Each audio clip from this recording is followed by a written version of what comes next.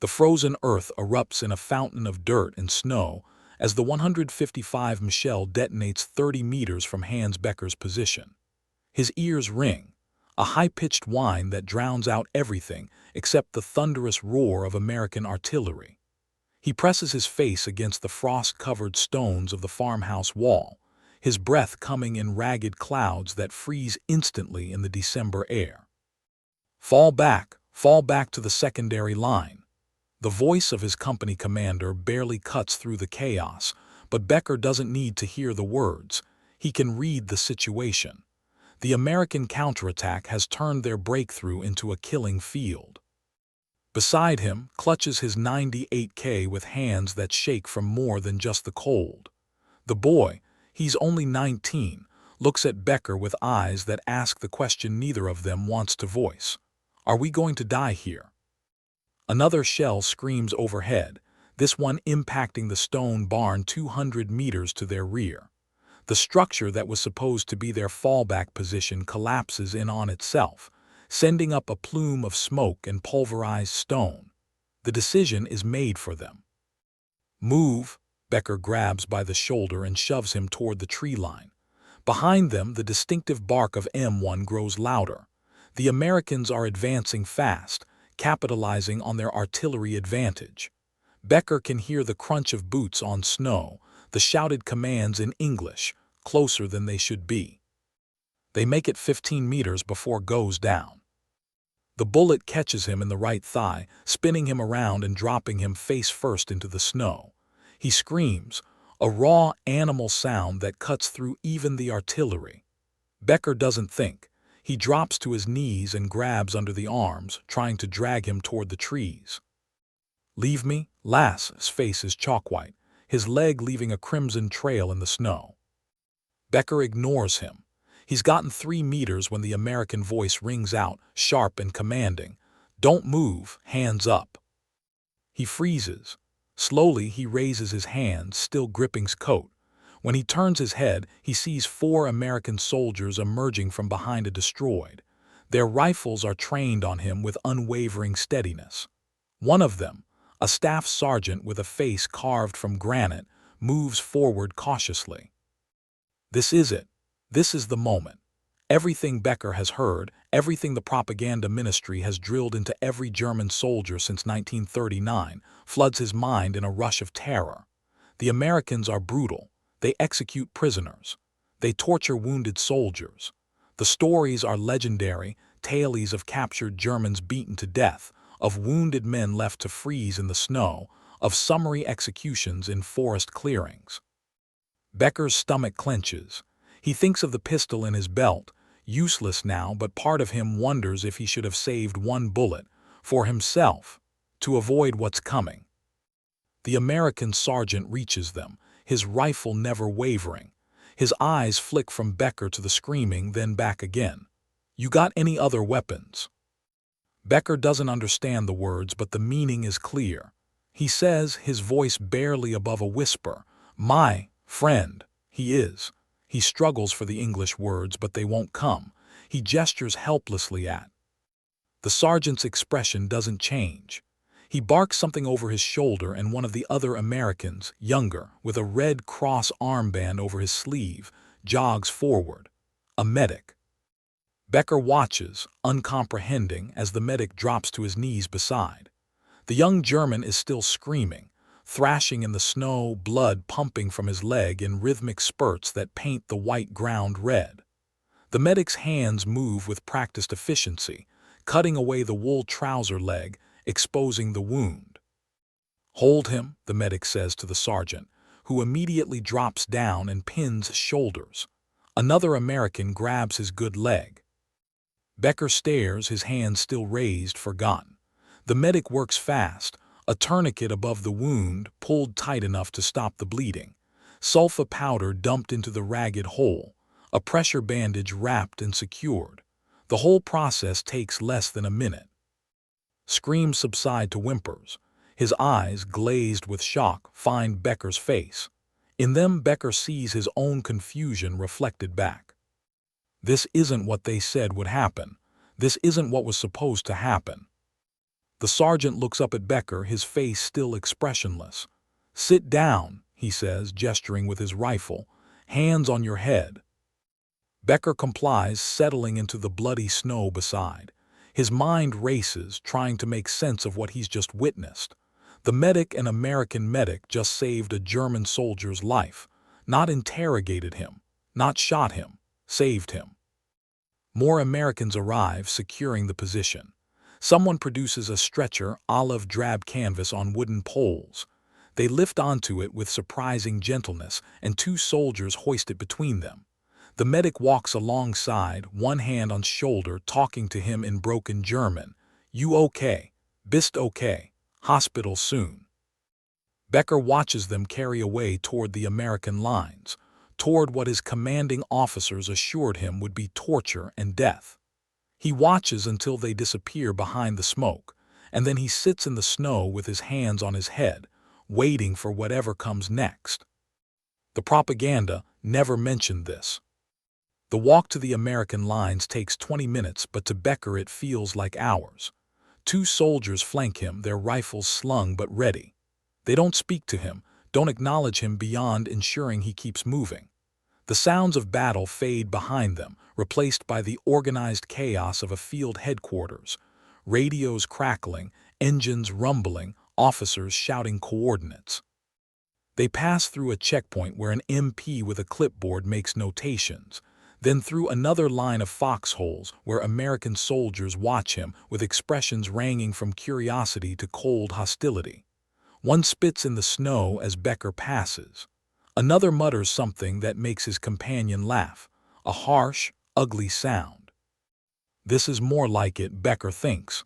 This is what I expected. But then they round a bend in the forest path, and Becker sees something that stops him in his tracks. The aid station occupies a small clearing that's been partially sheltered by a camouflage net strung between the trees. Beneath it, a half-dozen medical tents form a rough semicircle around a central area where stretchers lie in rows. What freezes Becker in place isn't the tents or the organized efficiency of the station. It's the patients on those stretchers. American soldiers lie beside German soldiers. His eyes scan the scene in disbelief. There, a Wehrmacht private with his entire left arm bandaged, lying 3 feet from an American corporal with a chest wound. Beyond them, a with a head injury receives stitches from an American medic while, on the next stretcher, another medic tends to an American rifleman's shrapnel wounds. The wounded Germans aren't segregated. They aren't shackled. They're being treated. "Move." One of his escorts prods him forward, and Becker stumbles into the clearing. A captain with a medical caduceus on his collar approaches, his face drawn with exhaustion but alert. His eyes sweep over Becker with clinical efficiency. Wounded. Becker shakes his head, still unable to process what he's seeing.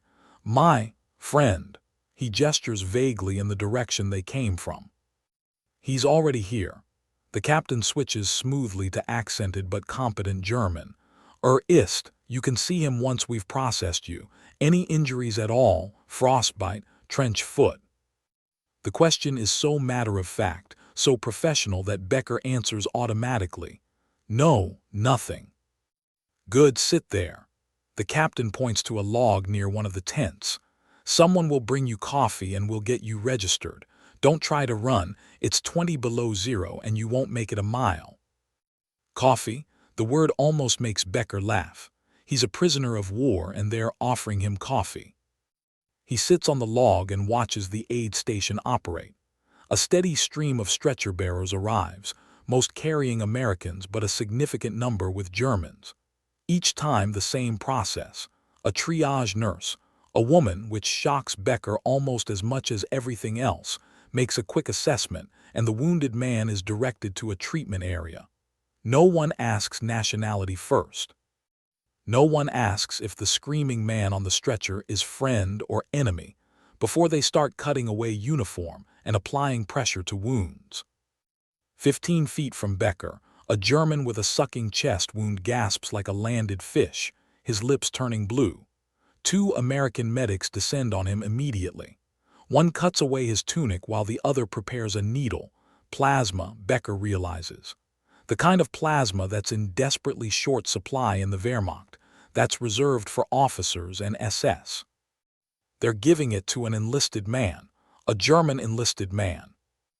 Morphine, one of the medics shouts, his German crude but understandable. Another medic rushes over with a cigarette, jabbing it into the wounded man's thigh. This gasping slows, his eyes losing focus as the drug takes hold. Occlusive dressing, move. The first medic's hands work with practiced speed, sealing the chest wound with petroleum-impregnated gauze. We need to get him to the surgical tent in the next 5 minutes or we lose him.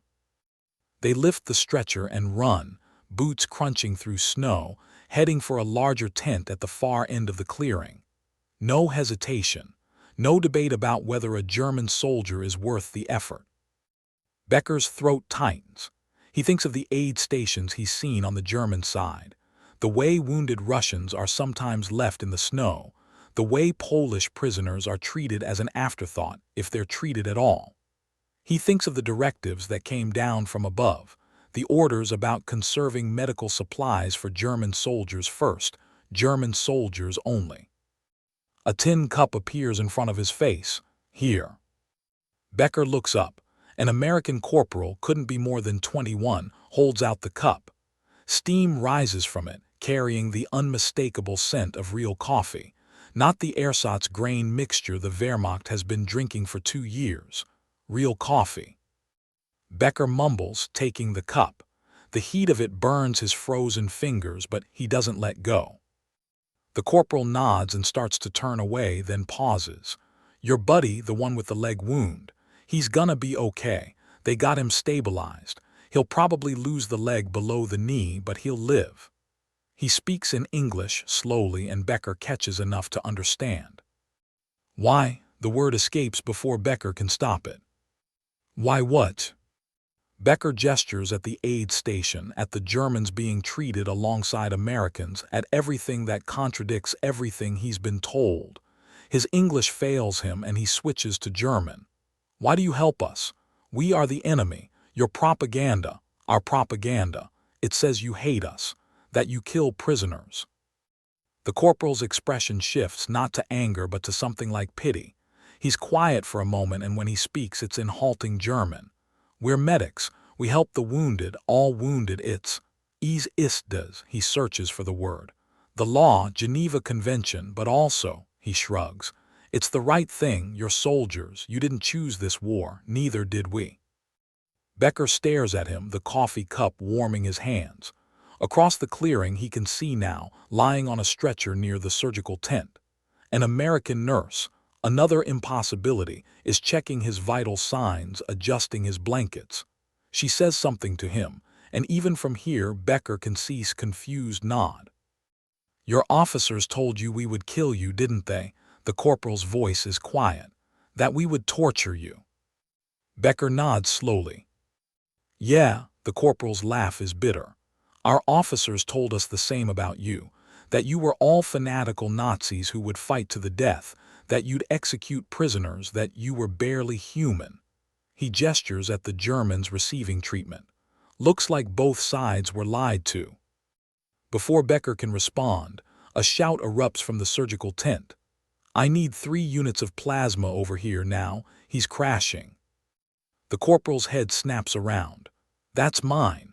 He's already moving, jogging toward the tent, leaving Becker alone with his coffee and his shattered certainties.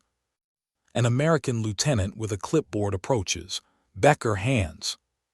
Becker stands automatically, military discipline overriding confusion. Come with me. We need to process you, get your information for the Red Cross. Then we'll find you a tent and some food. The lieutenant's German is textbook perfect, probably learned at university before the war. Do you need medical attention? Any chronic conditions? Medications? No, nothing. Good. The lieutenant makes a notation. As they walk toward a processing tent, he adds, almost conversationally, you'll be transferred to a POW camp in France within the week. The conditions there are decent: barracks, regular meals, medical care. You'll be able to write letters home through the Red Cross. With luck, you'll be home within a year of the war's end. Home? The word feels foreign, impossible. Becker has spent 3 years believing that capture meant death.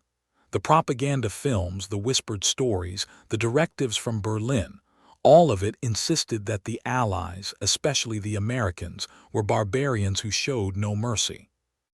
Yet here he is, drinking real coffee, being told he'll receive male privileges and regular meals. Here is, sedated and stable, receiving care that would be by wounded German soldiers in Wehrmacht hospitals. As they enter the processing tent, Becker glances back one more time at the aid station. A stretcher-bearer team just arrived with another German casualty, this one with horrific burns on his face and hands. The American medics swarm him immediately, one already administering morphine while another calls for burn treatment supplies.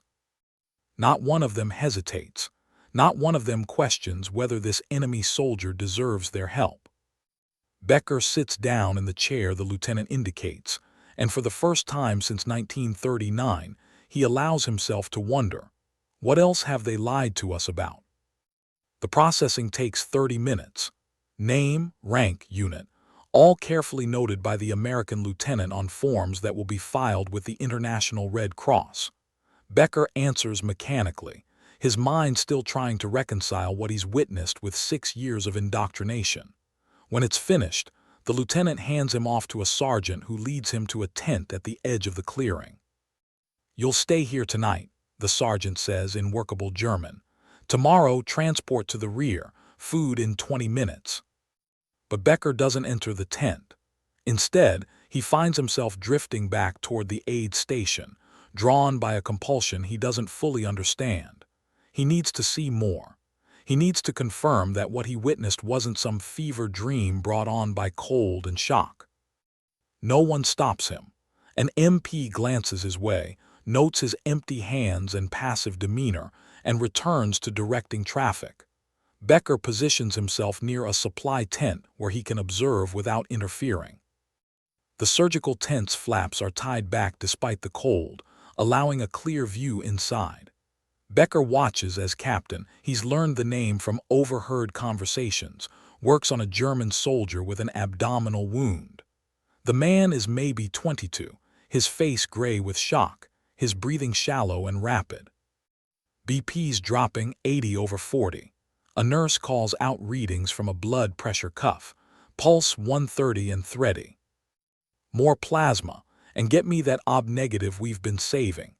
Hands move inside the soldier's abdomen with practiced precision.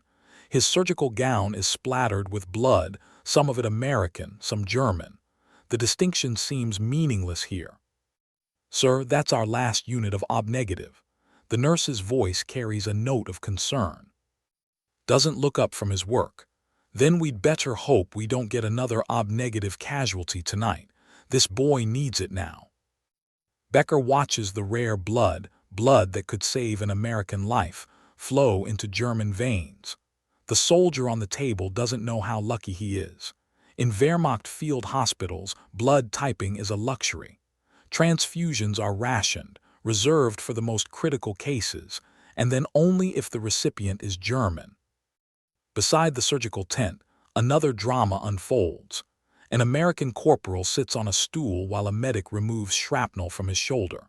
3 feet away, a German receives the same treatment for similar wounds. They can see each other clearly. The German's eyes are wide, darting between the American medic working on him and the American soldier receiving identical care. "Hold still," the medic tells the in broken German. "Still, this is going to hurt." "Why?" This voice is strained. "Why do you help me?" The medic, a lanky private from somewhere in the Midwest, doesn't pause in his work. "Because you're wounded and I'm a medic, that's how this works." He extracts a piece of shrapnel with forceps, drops it into a metal tray with a clink. "Besides, Geneva Convention says so. You guys signed it too, remember?" "But the propaganda, we were told." "Yeah, well, propaganda's bullshit on both sides." The private moves to the next piece of shrapnel. I was told you guys would fight to the last man, that you'd shoot medics on sight, that you'd bayonet wounded prisoners. You doing any of that?" The shakes his head mutely. "There you go." The private applies sulfa powder to the cleaned wound. "War's crazy enough without believing everything they tell us about each other." The American corporal on the next stool speaks up, his voice tight with pain. "My brother was at. He was one of the lucky ones, wrong unit, wrong place. But his buddies." He looks at the German sergeant with eyes that hold something harder than hate, grief, maybe, or exhaustion. "Your SS guys executed 84 American POWs in a field, shot them down in the snow." The silence that follows is suffocating. This face drains of color. I am not SS, I am Wehrmacht, regular army. We heard rumors of such things, but..."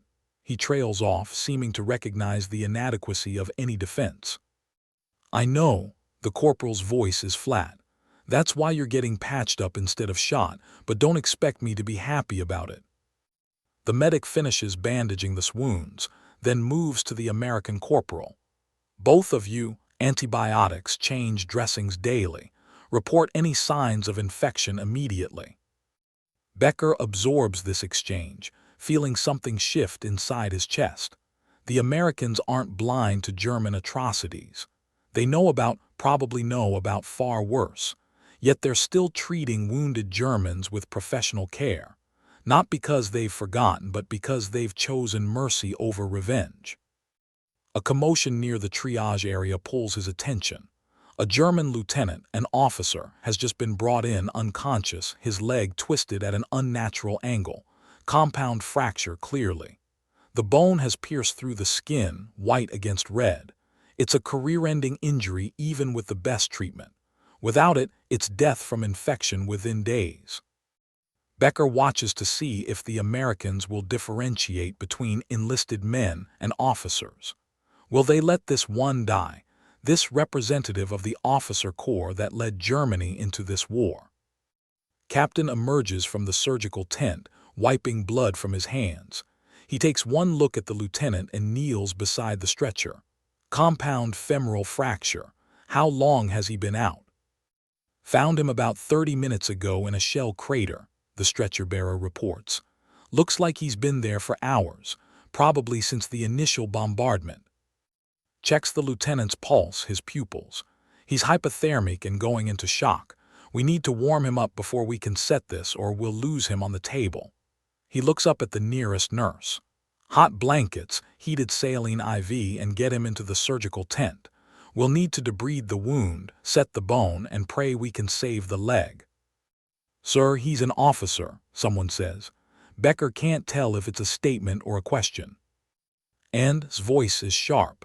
Does his rank make compound fractures heal differently? Get him warmed up and prepped. Move. They move. Within minutes, the German lieutenant is being carried into the surgical tent, surrounded by American medical personnel working to save his life and his leg. No hesitation, no debate. Becker thinks of the military hospitals back in Germany, of the triage systems that prioritize based on rank and political reliability. A wounded SS officer receives care before a wounded Wehrmacht private, who receives care before a wounded foreign volunteer. And wounded enemies. They're lucky to receive a bullet to end their suffering. "You're Becker." He turns to find an American medical officer standing beside him, older than the others, maybe 45, with silver at his temples and lines around his eyes that speak of too many surgical tents in too many wars. Becker confirms, wary. "I'm Major, I run this aid station." His German is flawless, unaccented. "Your friend is stable. He'll be transported to a proper hospital tomorrow.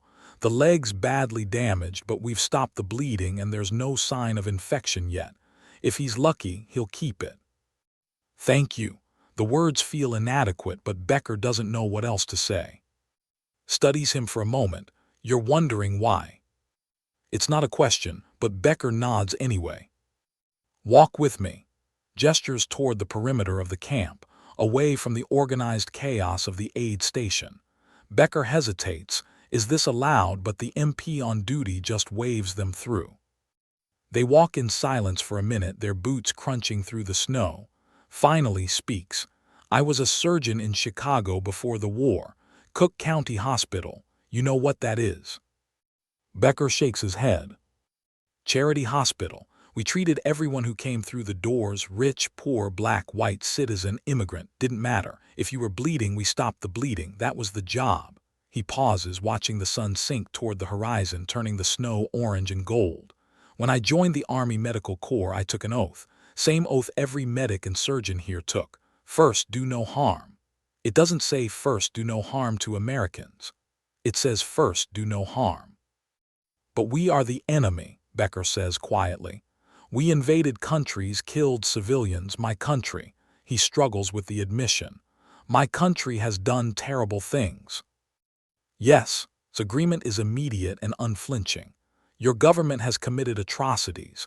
We know about the concentration camps, the mass executions, the deliberate starvation. We know. He turns to face Becker directly. But you personally, are a soldier who got caught in the machinery of war. You're wounded or your friend is wounded and you need medical care. That's all that matters in my aid station. How do you separate them? The question bursts out of Becker. How do you look at us and not see everything? Is quiet for a long moment. When he speaks, his voice carries the weight of careful thought.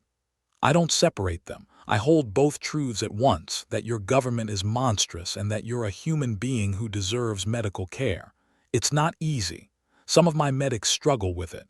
That corporal you heard earlier, the one whose brother was near, he requested a transfer at first. Didn't think he could treat German casualties. Why did he stay? Because I told him the same thing I'm telling you. The moment we start deciding who deserves medical care based on nationality or ideology, we become the monsters. The Geneva Convention isn't just a treaty. It's a line between civilization and barbarism. We hold that line, or we lose everything we're fighting for. They've reached the edge of the camp. Beyond the perimeter, the forest stretches dark and silent, full of dangers neither man wants to contemplate. Turns back toward the aid station, and Becker follows. Your propaganda told you we're barbarians, says. Our propaganda tells us you're inhuman fanatics.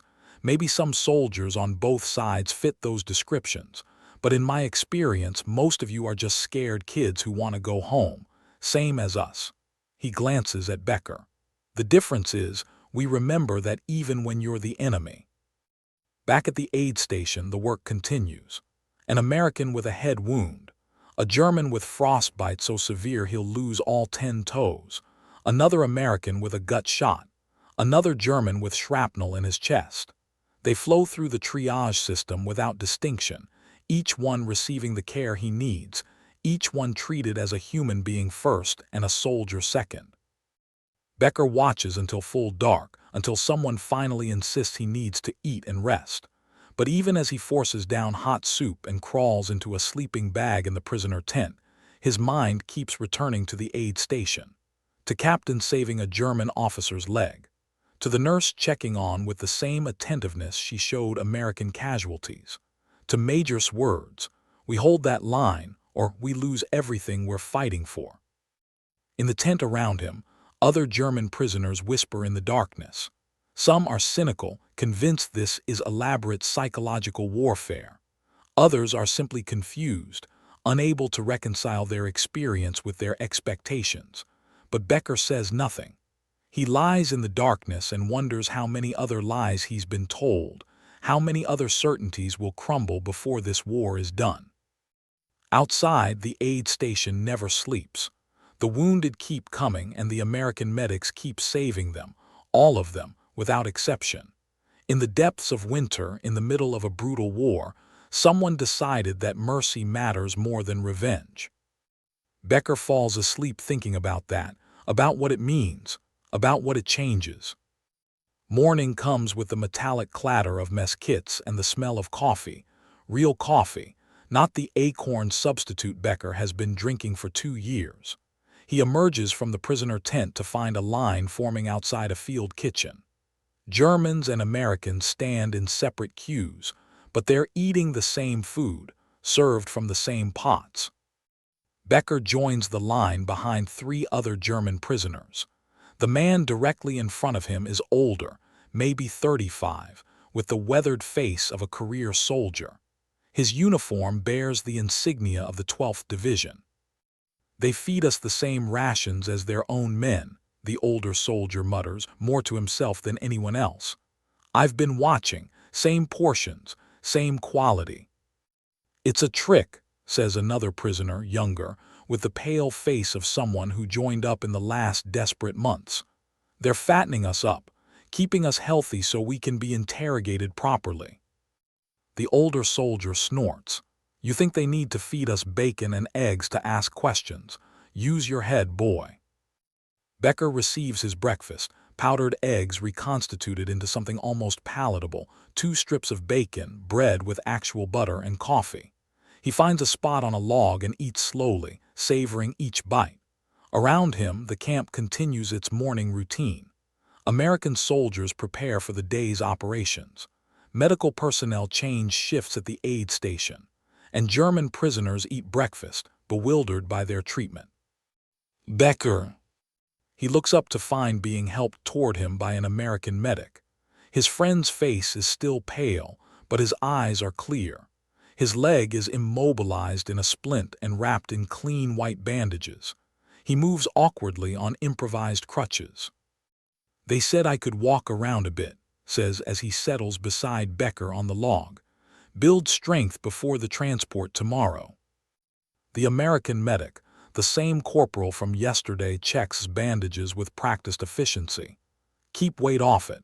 If you feel any sharp pain, any fever, you tell someone immediately. Understand?" Nods. "I understand, thank you."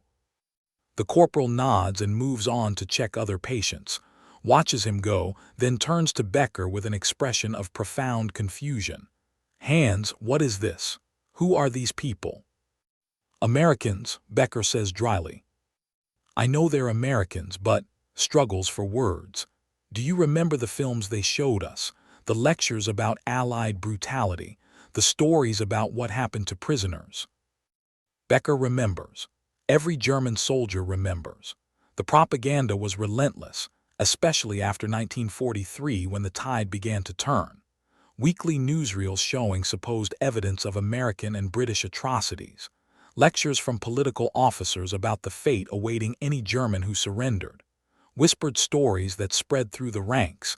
Tales of prisoners forced to walk through minefields. Of wounded men left to die in the cold. Of summary executions. "They were all lies," continues, his voice dropping to a whisper. "Everything they told us. I was ready to die yesterday, I thought. When that American medic came toward me, I thought he would finish me off. Instead, he saved my life." He looks down at his bandaged leg. "They used their own blood plasma on me, Hans. Their own. And told me this morning that they have limited supplies, they're running low because of the offensive, and they used it on Germans anyway."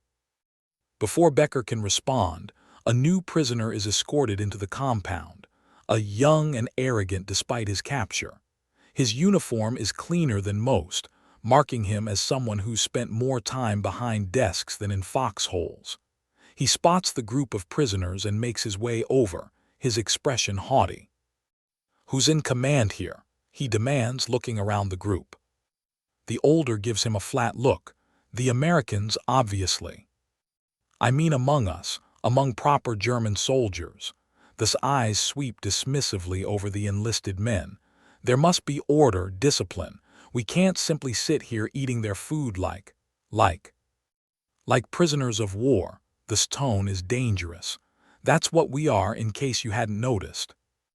The face flushes. "We are German soldiers.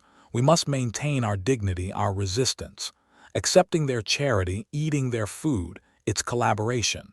We should refuse their meals, refuse their medical treatment. Show them that German will cannot be broken by comfortable captivity."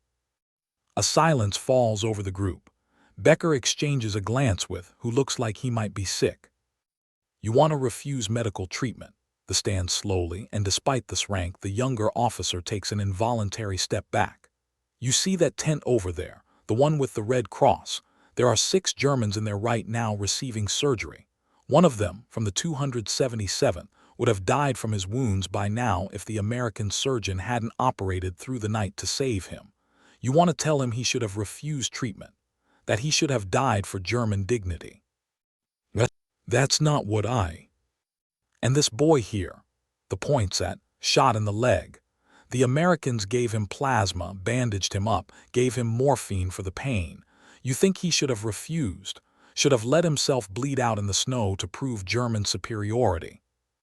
This mouth opens and closes. Finally, he manages. The propaganda said. The propaganda lied. This voice cuts through the morning air like a knife.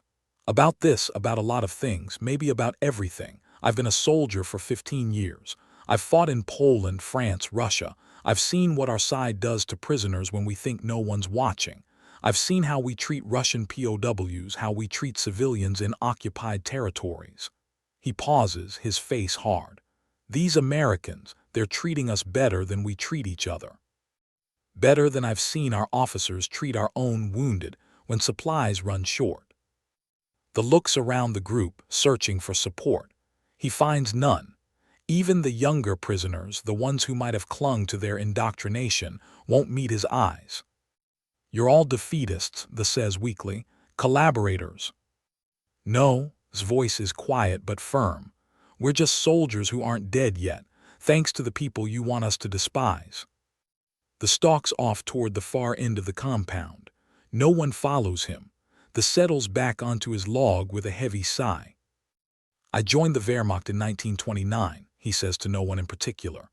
Before the Nazis, I thought we were building something honorable. A strong Germany, yes, but a just one, a proud one. He laughs bitterly.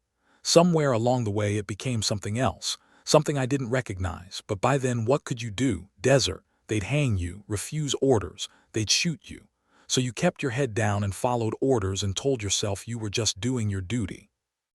What changed? Becker asks. The looks at him. This, getting captured, seeing how the enemy treats us. It makes you ask questions you've been avoiding for years. If they lied about this, what else did they lie about? If our enemies are more humane than we are, who are the real barbarians? The question hangs in the cold morning air. Around them, the camp continues its routine, oblivious to this small crisis of faith playing out on a log at the edge of the compound. An American sergeant approaches with a clipboard. Becker hands. They both stand, awkwardly balancing on his crutches. Transport's leaving in 2 hours for the hospital at, you're on it. Becker, you'll go to the main POW processing center at Verviers. The sergeant's German is functional but heavily accented. Gather whatever personal effects you have.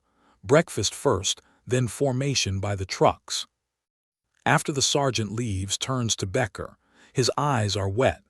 Hans, what do we do with this? This knowledge. When we go home, if we go home, how do we? He trails off, unable to articulate the enormity of what he's asking. Becker understands. How do they live with the knowledge that everything they fought for was built on lies? That the enemy they were taught to hate showed them more humanity than their own leadership? That they participated, even if only as small cogs in a vast machine, in something monstrous? I don't know, Becker says honestly. I don't know. By mid-morning, the trucks arrive, is loaded carefully into an ambulance, along with 3 other wounded Germans and 2 Americans who need transport to the hospital. Becker watches his friend disappear down the forest road, then climbs into the canvas-covered bed of a deuce and a half with 15 other prisoners. The truck lurches forward, and through the open back, Becker catches a last glimpse of the aid station. Even now, stretcher bearers are arriving with fresh casualties. More Americans, more Germans, all of them bleeding, all of them receiving the same care. Beside him, the stares at the same scene. My son is 14, he says quietly. In the youth. They're training them for combat now, you know, boys, children. They'll throw them into the fight in a few months if this keeps going. Will it keep going? A younger prisoner asks. The war, I mean. The shakes his head. We've lost. Anyone with eyes can see it. The question is how long until the leadership admits it? How many more will die before they accept the inevitable? The truck hits a bump, jostling them all. Becker grips the side rail and thinks about his question. What do they do with this knowledge? We tell the truth, he says suddenly. The others look at him. When we go home, when this is over, we tell the truth about what we saw, about how the Americans treated us, about the lies we were told. They'll call us traitors, someone points out. Maybe, Becker shrugs. But I'd rather be called a traitor for telling the truth than remain silent and let the lies continue. The studies him for a long moment, then nods slowly. My son, he says again, if I can get home before they send him to fight, I'm going to tell him everything, about this, about what I've seen, about what we've become. He looks around at the others. Maybe that's our duty now, not to the Reich that's already dead, whether they admit it or not. Our duty to the next generation, to make sure they know, so this never happens again. The truck carries them east, away from the front lines, away from the aid station where American medics continue their work of saving lives, all lives, without distinction or prejudice. Behind them the war grinds on, brutal and senseless. But inside the truck something has shifted. Seeds of doubt have been planted, watered by unexpected mercy, growing into something that might eventually become wisdom.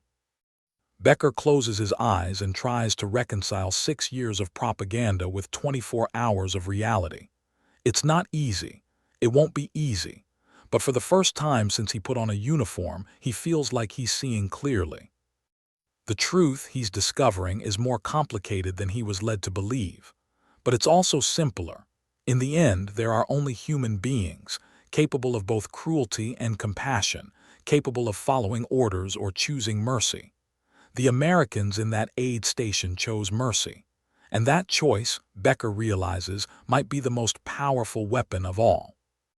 The processing center at Verviers is nothing like Becker expected. He'd imagined barbed wire and guard towers, perhaps interrogation rooms with harsh lights and harder questions. Instead, he finds a former Belgian army barracks that's been converted into for prisoners awaiting transfer to permanent camps. The compound holds perhaps 300 German POWs, a mix of units and ranks captured during the Ardennes offensive. They're organized into barracks by capture date, fed twice daily from field kitchens, and given access to washing facilities and clean, if mismatched, clothing. Red Cross personnel circulate through the camp, taking names and information to send to families in Germany. It's all disturbingly civilized. Becker is assigned to Barracks 7, a long wooden structure with double-bunked cots and a stove at each end. He claims an upper bunk near the middle and settles in to observe.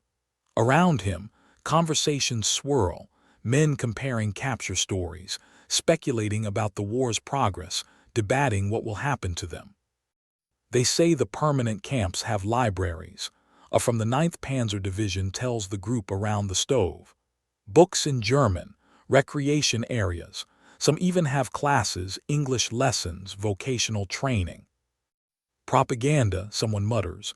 They're trying to make us soft. I don't know, the shrugs. My cousin was captured at Normandy. He got a letter through the Red Cross 2 months ago. Said he was in a camp in England working on a farm, getting paid in camp currency. Said the food was better than what he had in the Wehrmacht. This triggers a wave of skeptical laughter, but it's not as dismissive as it might have been a week ago. These men have all experienced some version of what Becker witnessed at the aid station. They've all had their expectations undermined by reality. And from the 12th SS Panzer Division, Youth sits alone on his bunk, his face a mask of confusion and anger. He's maybe 19, fresh-faced despite the dirt of combat, and his eyes keep darting around the barracks as if searching for enemies. Becker recognizes the look. This one still believes. They're trying to break us, the SS soldier announces to no one in particular. Make us weak, turn us into collaborators. We need to resist, maintain discipline, remember who we are. From the aid station, Becker has learned his name is Otto, looks up from where he's writing a letter. And who are we, exactly? The SS soldier stands. "We are German soldiers, we are. We are prisoners of war who got our asses kicked," interrupts calmly. "And these Americans, who have every right to treat us as badly as we treated Russian prisoners, are instead giving us food, shelter, and medical care. You want to explain to me why that's a problem?" "Because it's a trick. They want to make us forget." "Forget what? That we invaded half of Europe, that we killed millions of civilians, that we built camps where we murdered people by the trainload." Voice rises. "The entire barracks has gone silent. You think the Americans don't know about that? You think they're just pretending they don't know about Bobby, about the Warsaw Ghetto, about what happened in Poland and Russia and everywhere else our glorious Reich set foot?" The SS soldier's face has gone white. "You're a traitor, a defeatist." "I'm a realist," sets down his pen. "I've been a soldier for 15 years. I've seen 3 wars. And I'm telling you, we lost this one. Lost it morally before we lost it militarily. The only question now is whether we learn anything from it. We haven't lost. The has secret weapons, new divisions. The Americans will break against. The Americans just captured 3,000 of us in a week." A major from the 116th Panzer Division interrupts from the back of the barracks. His voice carries the authority of rank and experience.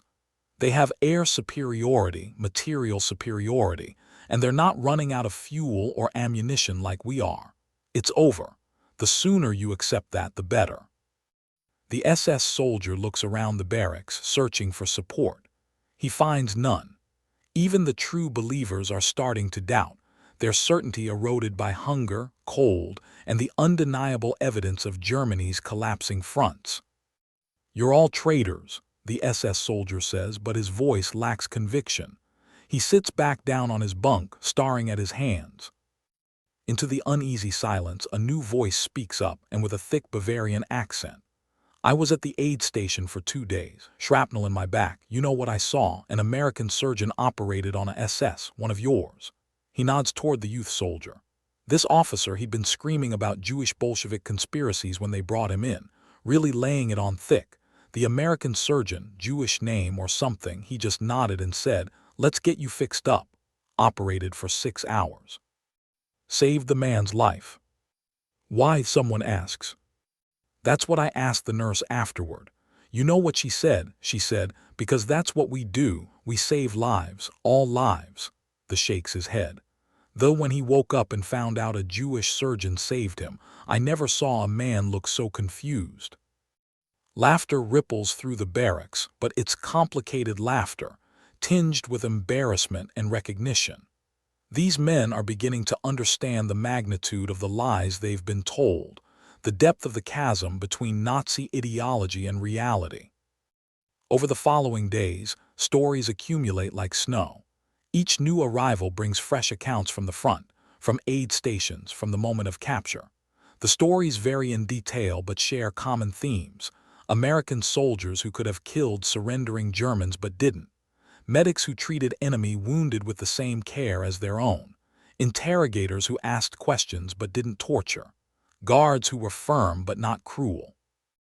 Becker listens to all of it, each story comparing it to his own experience. A pattern emerges, undeniable and overwhelming. The Americans are following rules.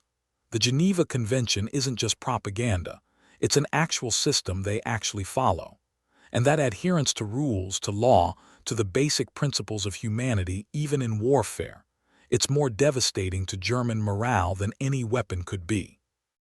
On his 3rd night in the camp, Becker is writing a letter home, his first, carefully worded to pass censorship, when a commotion erupts near the barracks entrance. 2 American MPs are escorting a new prisoner inside, and this one is different. He's an officer, but not Wehrmacht. The distinctive camouflage of the SS marks him as part of the elite formations, the true believers who fought with fanatical intensity. His face is battered, one eye swollen shut, and he moves with the stiffness of someone with cracked ribs, but his remaining eye burns with undiminished fervor. "Remember your oaths," he shouts as the MPs deposit him on a bunk. "Remember who you are, German soldiers don't collaborate with the enemy. We resist. We fight. We never surrender our principles. The MPs leave and silence settles over the barracks. The looks around, faces, memorizing them. Which of you have been cooperating with interrogators? Which of you have been accepting their charity, their food, their medical care? All of us, says flatly. Because we're prisoners of war, and that's what happens when you're captured. Or did you miss that day in officer training? The sigh fixes on. I know you, 12th, you were at Stalingrad. I was. Then you know what the Soviets did to prisoners. You know how they treated us. And you think the Americans are different. I don't think it, says. I know it, I've seen it. They are different. It's a deception. They want us to lower our guard, to give up information, too. To what? Becker finds himself speaking up. To tell them what? Our positions, they overran them days ago. Our unit strength, they counted us when they captured us. Our strategic plans, there are no strategic plans anymore. We're losing on every front. The turns his attention to Becker. You're young, impressionable. They've gotten to you already. No, Becker stands, feeling something crystallize inside him. They've shown me the truth, something our leadership never did. Do you want to know what I saw? I saw American medics give their own blood plasma to wounded Germans. I saw them operate on our soldiers for hours, using supplies they need for their own men. I saw them treat a German officer with the same care as an American private. I saw them follow their own laws even when it cost them. Laws mean nothing in war. To us maybe, Becker's voice is steady, but not to them, and you know what? That makes them better than us, not stronger, better, because they remembered they were human beings first and soldiers second. The face contorts with rage. You're a traitor to the fatherland. The fatherland lied to me, Becker shoots back. Lied to all of us. About the war, about the enemy, about what we were fighting for, about what we were doing in Russia, in Poland, in the camps. He takes a breath. I'm not a traitor for seeing the truth. I'm a traitor if I keep lying to myself. The barracks erupts in murmurs, some supportive, some uncertain, some still clinging to the old certainties. The looks around, seeing his authority crumbling, and tries one more time. The sent us to die in the snow while he sits in his bunker, the major from the 116th Panzer Division says quietly. He threw away 3 armies in this offensive. For what? To delay the inevitable by a few weeks. The man is mad, and following a madman doesn't make you loyal, it makes you complicit. This is sedition, the kind of talk that would get them all shot in a Wehrmacht unit. But there are no political officers here, no SS enforcers, no one to report them to Nazi authorities. There's only tired soldiers, far from home, confronting the wreckage of everything they thought they knew. The seams to deflate. He sits on his bunk, his remaining eye distant. If what you say is true, if we've been lied to about this, then what else? No one answers. The question is too big, the implications too vast, but it hangs in the air, unavoidable and terrible. That night Becker lies in his bunk and listens to the sounds of 300 men grappling with cognitive dissonance. Some cry quietly, some pray, some argue in whispers, and some, like him, simply lie awake and try to imagine a future where all their certainties have been proven false. In the morning, he is subdued. He accepts his breakfast ration without protest. He doesn't object when the Red Cross worker asks for his information, and when offers him extra socks, American issue, warm and dry, he takes them with a nod that might be gratitude. The stories continue to spread. Each day brings new prisoners, and each one adds to the accumulated weight of evidence. The Americans treat POWs humanely. They follow their own rules. They show mercy even when they have no reason to. And slowly, painfully, the German prisoners begin to understand. They weren't captured by monsters. They were captured by human beings who chose to remain human even in the midst of war. And that choice, that simple, powerful choice, might be the most revolutionary thing any of them have ever witnessed, 3 weeks after his capture, Becker stands in the yard of a permanent POW camp outside Chartres, France. The facility is vast, housing nearly 8,000 German prisoners, and organized with American efficiency. Barracks arranged in neat rows, a central administration building, a hospital wing, recreation areas, even a small library stocked with German-language books approved by the Red Cross. It's mid-January 1945, and news from the front arrives in fragments. The Ardennes offensive has collapsed completely. The Wehrmacht is in full retreat. Soviet forces are pushing into Germany from the east while Americans and British advance from the west. The war, everyone knows, is entering its final phase. But inside the camp, a different kind of transformation is taking place. Becker has been assigned to a work detail, voluntary, paid in camp script that can be used at the canteen. He spends his days helping to repair farm equipment for local French farmers, supervised by an American sergeant who speaks passable German and treats the work crew with professional courtesy. It's mundane work, but there's dignity in it. Purpose. During lunch breaks, he sits with a group that's become his regular companions.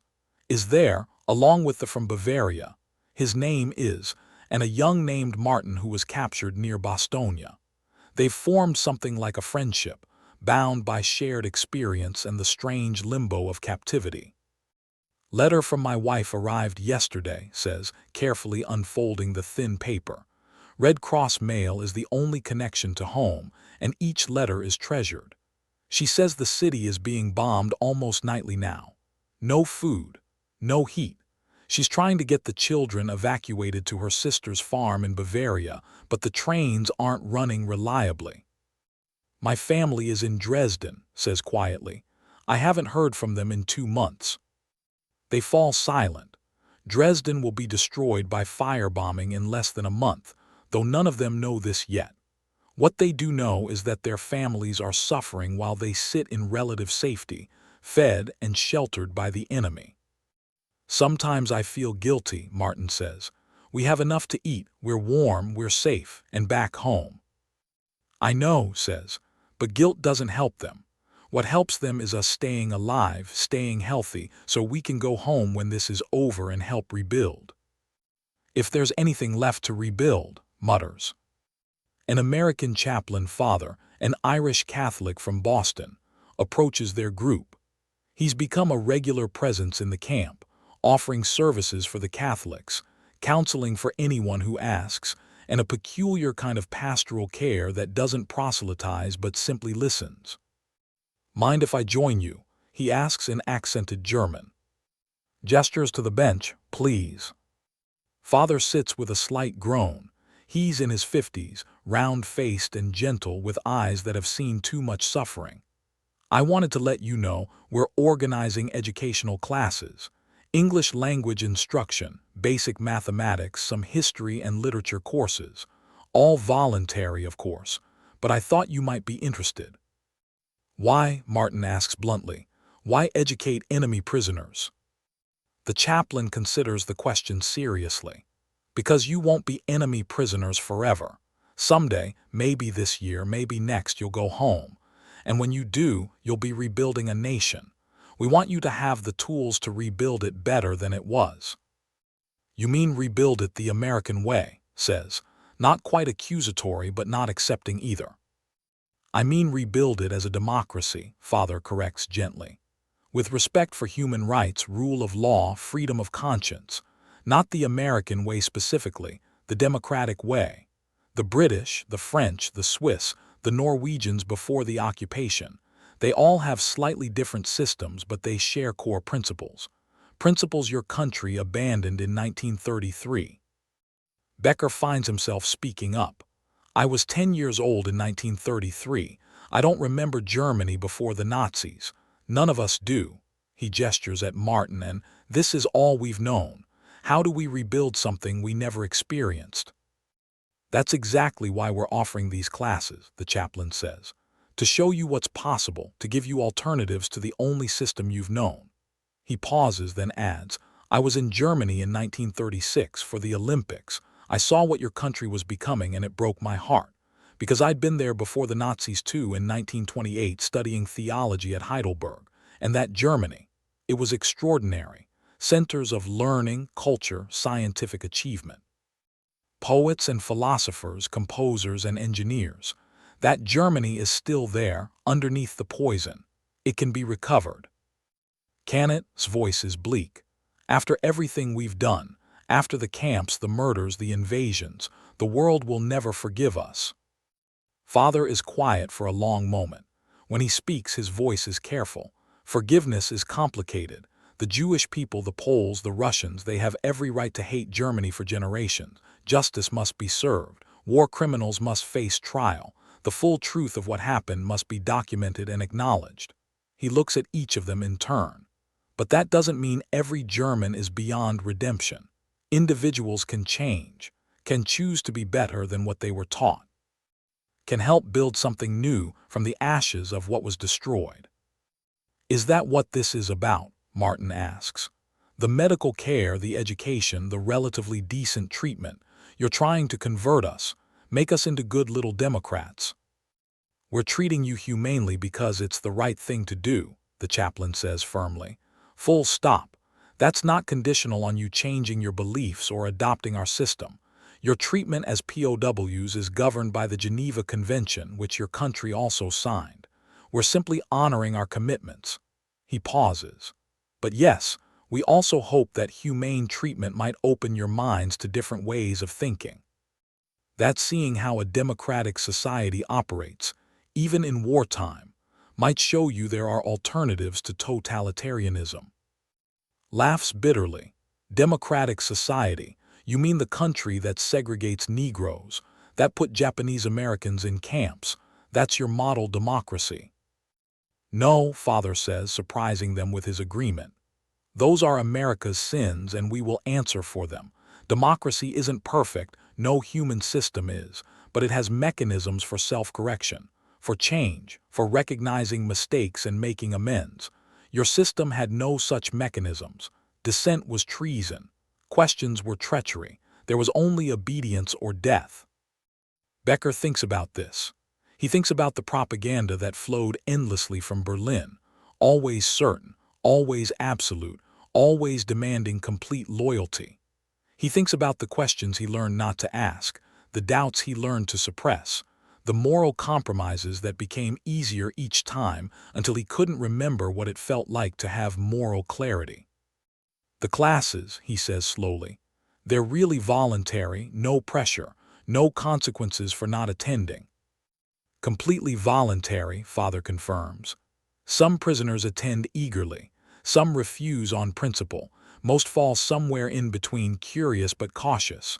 All are respected. I'll think about it, Becker says.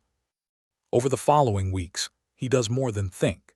He attends an English class, struggles with the strange grammar and stranger pronunciation, and finds himself fascinated by the precision of the language. He sits in on a history lecture about the American Revolution and is struck by the professor's willingness to discuss the revolution's contradictions. The founder's eloquent words about liberty even as some owned slaves, the ideals of equality existing alongside the reality of inequality. We teach our children about these contradictions, the American professor says. We don't pretend we were perfect from the beginning. We teach them that democracy is a process, not a destination, that each generation must work to make the ideals more real. This is foreign to Becker. In Nazi Germany, the past was either glorious triumph or shameful weakness requiring redemption. There was no nuance, no acknowledgement of complexity, no space for honest examination of failures. One evening, he finds himself in the camp library with Martin and a dozen other prisoners. They're discussing a book. Maria remarks, All Quiet on the Western Front, banned in Germany since 1933. The camp's American administrator somehow acquired German copies and made them available.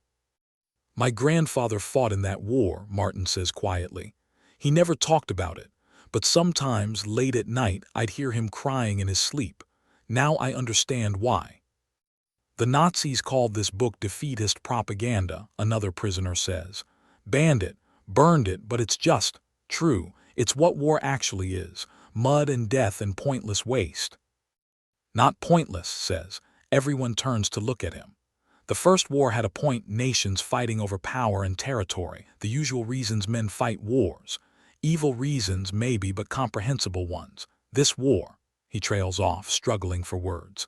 This war was different. This war was about ideology, about racial purity and living space, and a 1,000-year Reich built on the corpses of everyone deemed inferior. This war was about something far worse than territory. So what do we do with that? Asks. How do we live with being part of it? No one has an answer, but the fact that they're asking the question, openly, honestly, without fear of being reported to political officers, feels significant. The weeks turn into months. Winter gives way to spring. News from the front becomes increasingly grim for Germany. Berlin surrounded, dead in his bunker. Unconditional surrender signed on May 8, 1945. The war in Europe is over. In the camp, the reaction is complicated. Relief that the fighting has stopped mingles with grief for what's been lost, homes destroyed, families scattered, a nation in ruins. And underlying everything, a growing horror as the full scope of Nazi atrocities becomes impossible to deny. The Americans force them to watch films, documentary footage from the liberated concentration camps. Belsen, Dachau, Auschwitz. The footage is grainy, black and white, but the horror is vivid. Mountains of corpses, living skeletons staring at cameras with dead eyes, gas chambers and crematoriums, the industrial machinery of genocide. Some prisoners refuse to believe it's real. Propaganda, they insist. Staged footage, impossible exaggeration. But most, like Becker, watch in numb horror because they know it's true. Because pieces of the puzzle, the whispered rumors, the carefully worded directives, the freight trains that went east full and returned empty, suddenly fit together into a picture too monstrous to dismiss. After the screening, Becker walks through the camp in a daze. He finds himself at the fence line, gripping the wire, staring at nothing. Appears beside him, equally shattered. I knew, says quietly. Not the details, not the full scope, but I knew something terrible was happening. We all knew, and we did nothing. We told ourselves we were just soldiers, that politics wasn't our concern, that our job was to follow orders. But that was a lie. We were all complicit, every one of us. What do we do now? Becker asks. It's the same question he's been asking for months, but it feels more urgent now, more essential. We tell the truth, says. When we go home, if we go home, we tell the truth. We bear witness. We make sure no one can deny what happened, what we did, what was done in our names. That's our responsibility now, our penance. Will it be enough? No, his voice is bleak. Nothing will ever be enough, but it's what we have to offer. Father appears, making his rounds through the stunned prisoners. He doesn't offer platitudes or easy forgiveness. Instead, he says, evil was done. Recognizing that is the first step. Making sure it never happens again is the work of a lifetime. Your lifetime, your children's lifetimes. May gives way to June, then July. The camp population slowly decreases as prisoners are repatriated, first the sick and wounded, then others as Germany's chaos slowly organizes into occupation zones. Becker's turn comes in early August. The night before his release, he sits with Martin and one last time. They exchange addresses, assuming those addresses still exist, assuming the homes they left are still standing. Remember what we learned here, says. Not just the English or the history, but the bigger lesson, that showing mercy to enemies doesn't make you weak, it makes you strong. That following rules even when it's difficult is what separates civilization from barbarism, that people can choose to be better than their worst instincts. The Americans didn't have to treat us well, Martin adds. They chose to. That choice mattered. It changed us. We owe it to them and to ourselves to carry that forward. The next morning, Becker boards a truck with 30 other released prisoners. They're given civilian clothes, donated by American and French charities, basic rations, and papers documenting their POW status and release. The truck carries them to a railhead where they'll begin the journey back to Germany. As the truck pulls away from the camp, Becker looks back. He sees the barracks where he lived, the yard where he worked, the library where he learned to question everything he thought he knew. He sees the American flag flying over the administration building, the same flag he was taught to hate and fear. But most of all, he remembers the aid station where he was first captured. The American medics working to save Sleg, Major explaining that mercy isn't weakness. The choice to treat enemy wounded as human beings deserving of care. That choice changed everything, not just for Becker, but for thousands of German prisoners who experienced similar treatment. They returned to Germany carrying a different story, not the story of Allied brutality that Nazi propaganda promised, but a story of unexpected humanity in the midst of war. Some refused to believe them. Some called them traitors for speaking well of the enemy, but many listened. And slowly, painfully, those stories helped plant the seeds of a different Germany, one that would eventually reject militarism, embrace democracy, and commit itself to ensuring that never again would such evil be done in its name. Becker doesn't know any of this yet as his truck rattles toward Germany. He doesn't know that the small mercies shown by American medics in a Belgian forest will ripple outward for decades.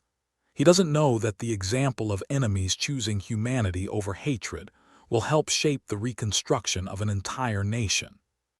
All he knows is that he was taught to expect cruelty and received compassion. He was prepared for death and given life. He was told the enemy were monsters and found them to be human. And that difference, between what he was taught and what he experienced, will define the rest of his life. The truck crosses into Germany on a broken bridge hastily repaired by American engineers. The countryside is devastated, cities in ruins, fields by combat, refugees clogging the roads. But it's home. And somewhere in this wreckage, there's work to be done. A nation to rebuild. A truth to be told.